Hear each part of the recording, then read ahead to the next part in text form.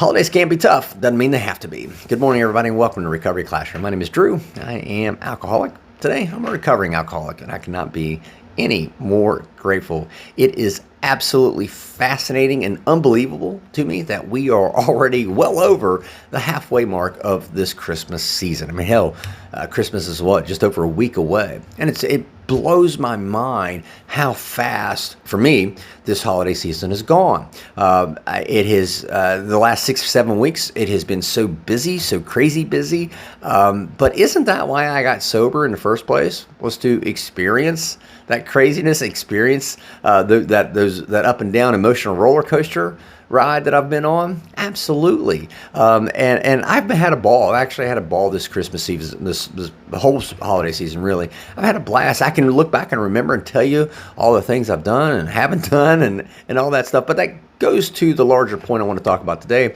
How do we deal with the holidays in early sobriety?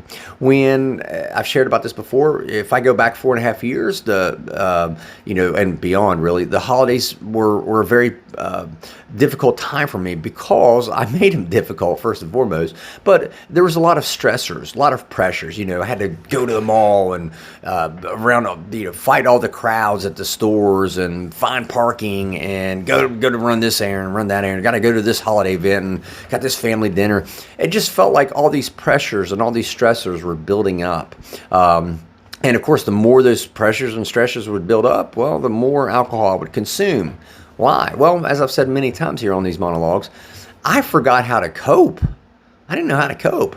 I didn't know how to cope with that pressure and that stress. And so in order to cope with it, I would just pour booze down my throat. And I thought that was getting me through. It was, but it got me through in a bad way, I guess you could say. But it just made the holiday season drag on. So that pressure and that stress that I was feeling throughout that holiday season, it just felt like it was never ending. Felt like it was unrelenting, I should say. And it was because I was pouring booze down my throat. And I think it's a real testament to the program of action that I work personally is the program of Alcoholics Anonymous. I think it's an incredible testimony to the effectiveness of AA anyway, because as I just said, I can't believe it's already halfway over.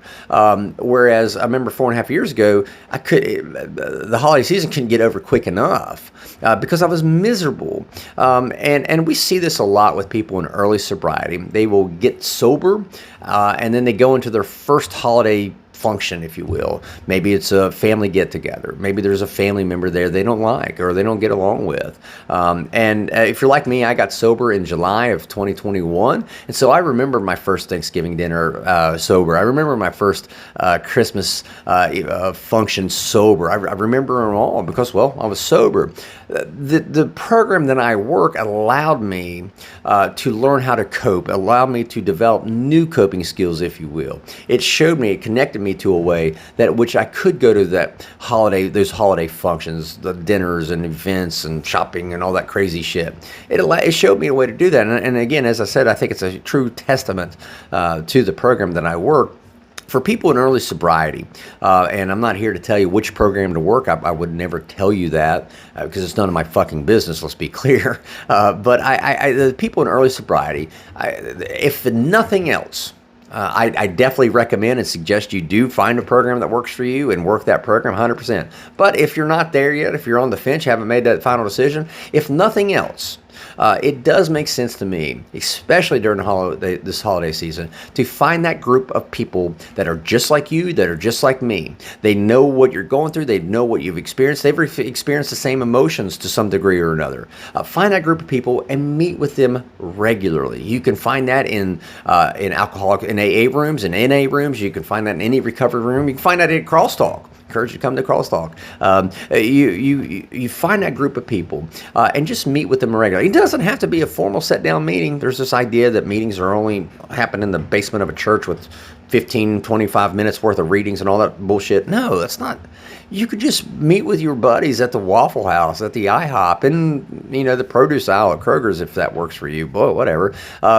Find that group of people and stay connected to them. Whenever you're feeling some of those emotions, those stressors and pressures, pick up the phone, call them. You reach out to us here in the Recovery Classroom. You can Facebook, do the messaging, message us through Facebook. We'll could just have somebody to talk to. I encourage you to find that group of people and make sure you stay connected to them. If nothing else, again, I want to stress this. I absolutely encourage you and recommend that folks find a program that works for you.